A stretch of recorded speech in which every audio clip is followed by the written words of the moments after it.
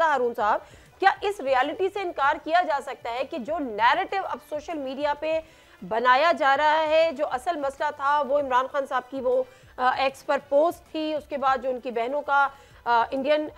Television channels को interview था, तो कहा यह गया कि वो मुल्क की सलामती के लिए खतरा है, और ख़ासतौर पे जो वो नैरेटिव बना रहे हैं वो पाक फौज के में दरार डाल रहे हैं अवाम में, और उसमें और डेफिनेटली वो उनका एक डिफेम है। तो ये मामला ऐसे चल सकता है? अच्छा, अगर आप सिर्फ एक पोस्ट ना देखें खान साहब की, इमरान खान साहब की, अगर आप पिछली कोई 10-12 पोस्टें देखें, खासतौर पे पिछली 3 पोस्टें,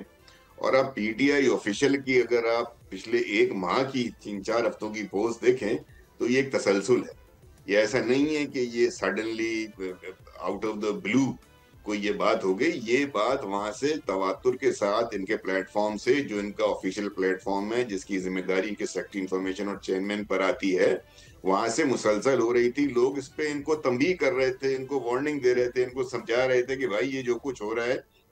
ये लीड करेगा टूवर्ड्स मिसहैप। अच्छा, वो जो मुलाकात हुई है, उस मुलाकात के बाद भी आप देखें ना, जो मैं अक्सर बात करता हूँ वो संजीदगी की कमी की बात इसलिए करता हूँ कि पॉलिटिकल लोग जो होते हैं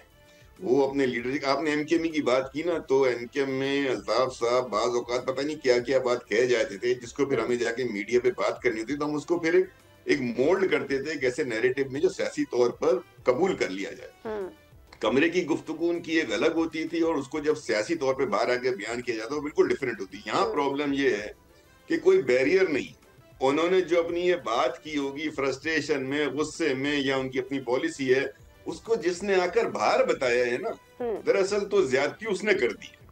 और अब चूंकि वो ज्यादती होने के बाद पार्टी ने उसको ऑन कर लिया, और पार्टी ने कहा कि हाँ यही नैरेटिव है, तो वो ये डिफिकल्टी आ गई है। और जो अगर आप उन पोस्टों को देखेंगे तो उसमें इतना मवाद है, ये तीनों जो उन पे एलिगेशन लग रहे हैं वो मजबूत होते चले जाते हैं। सब्सक्राइब करें और बेल दबाएं ताकि कोई खबर रह न जाए।